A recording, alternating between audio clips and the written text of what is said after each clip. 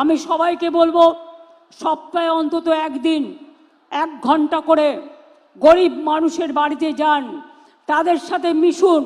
যার ক্ষমতা নেই একটু চা পাতা কিনে নিয়ে যান, একটু দুধ কিনে নিয়ে যান, একটু চিনি কিনে নিয়ে যান এবং তাদের বাড়িতে বলুন আসুন আমিও চা খাই, আপনাকেও চা খাওয়াই।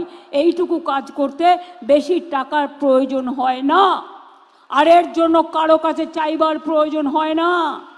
মানুষ মনে করে উনি আমার বাড়িতে এসছেন, এটা বড় ব্যাপার।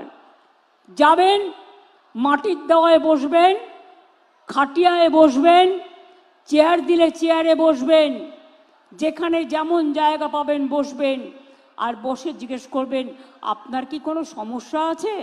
যদি থাকে 24শে জানুয়ারি থেকে একেবারে 1 ফেব্রুয়ারি পর্যন্ত আবার দুয়ারে সরকার হচ্ছে।